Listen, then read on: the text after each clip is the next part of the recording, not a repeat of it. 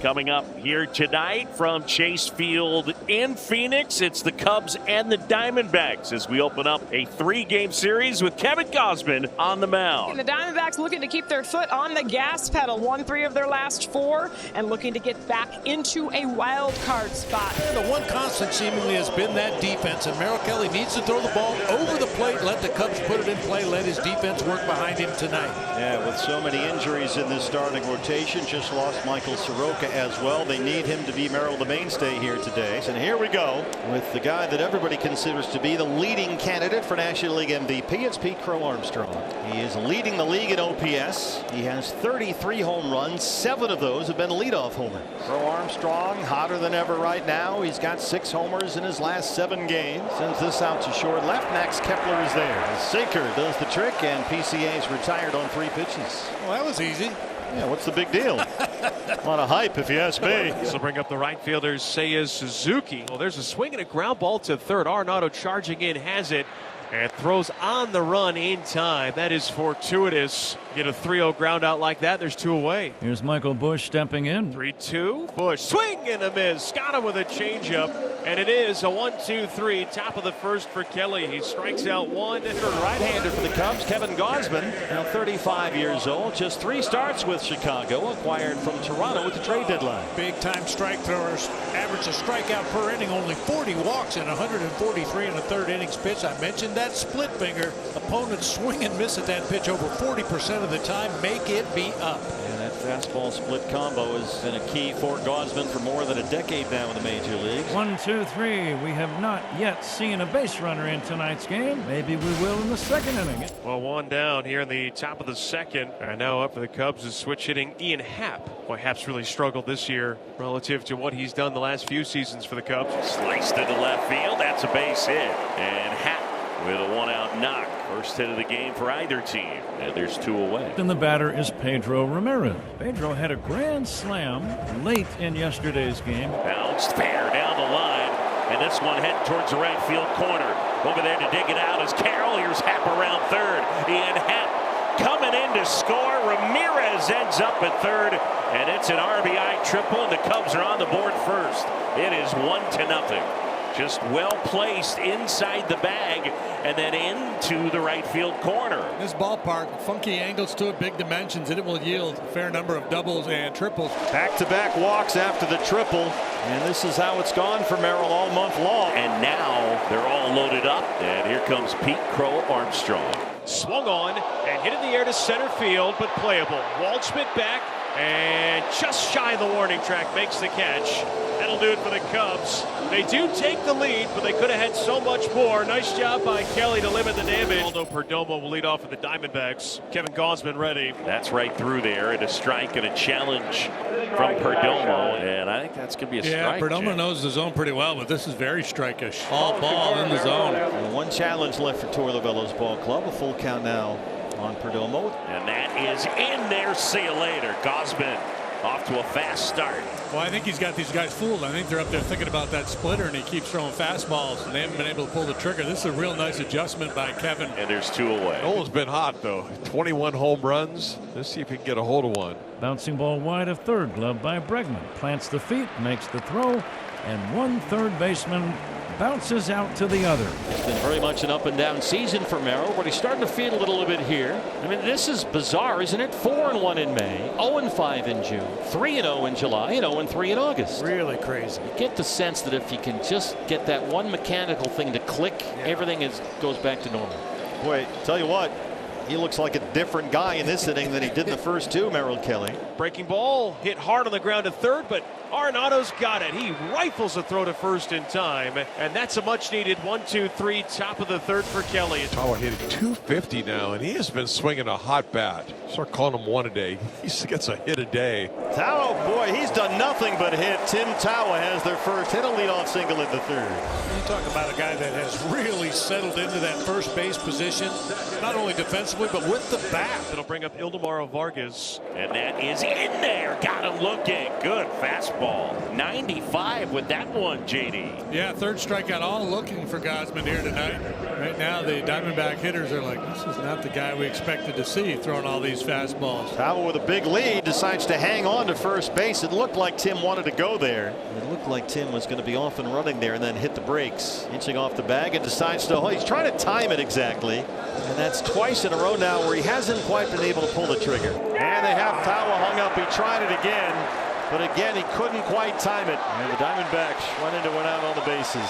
3 times during that sequence Tim was about to go but couldn't quite find that happy zone.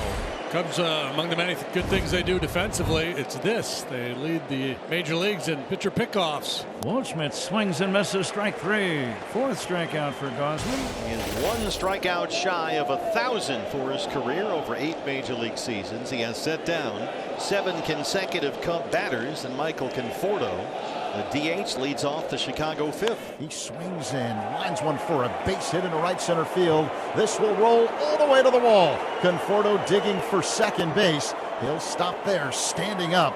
Leadoff double for Michael Conforto and the Cubs here in the 5th. Merrill Kelly's got his first out in the 5th. And now you deal with Crow Armstrong, who has twice flied out. He's 0 for 2. Reaches out and rolls it to Vargas.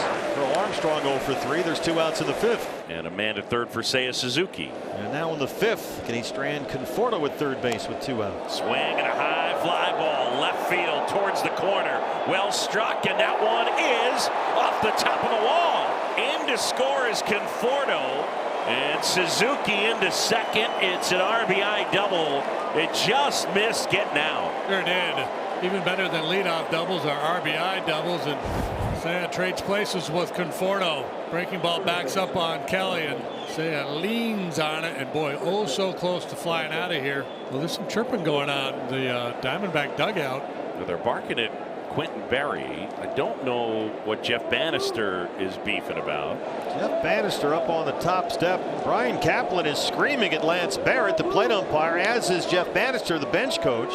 Now they're barking at the Cub dugout. There's a debate going on between the 2 dugouts here, and they are screaming at each other. Watch Quentin Berry at third base. You'll see his left hand pop out right there, possibly relaying a sign to the runner at second base to relay to the batter at the plate. Now, this is all speculation. We don't know if that's for sure what happened.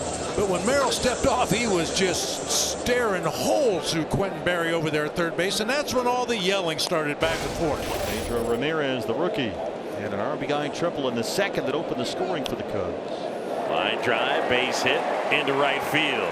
Here comes Torey Lovullo. That looks like it'll be the end of the night for Merrill Kelly. Couldn't quite get through the 6th, but either way, considering the way August has gone, we'll say it one more time. This was a big improvement for Merrill Kelly here tonight. Sure was. Taylor Clark. See, he's a ground ball guy. Very low strikeout rate, but a high ground ball rate. Quentin Berry now barking back and forth with a Diamondback dugout, and here we go again. This has been an ongoing thing. Conforto the batter. Let's see if Pedro has thievery on his mind. High drive, right field, forget it. Way out of here. Michael Conforto unloads a 2-run blast, and it is 4-zip. He was spot on. Took a couple of days for those meatballs to kick in. Long ball yesterday, walk, double, long home run here tonight. Wow. The batter is Carson Kelly. Now the Cubs leading the big leagues in homers this month. High fly ball left field, and that is gone. Carson Kelly with a blast makes it 5-0, and the Cubs continue to have hit the most homers in the month of August. Yeah, you can add one more to that tally, Boo. By 10. Up to 43 now, and they go back to back. So Taylor Clark comes out of the bullpen, throwing a little gas on the fire, breaking open what was a close game. 1 on and 1 out for Bregman. 5-0 lead for the Cubs. And he swings, hits it off the end of the bat. That's down for a base hit in front of Kepler. 2 on now for Chicago. You can't afford to let another run score here. Ian Happ, the batter. Rip right field. That's going to be a fair ball. That will get into the corner. Bush around third, and he's coming in to score. And stopping at third is Bregman. Ian Happ laces an RBI double, and the Cubs add on. It's 6-0.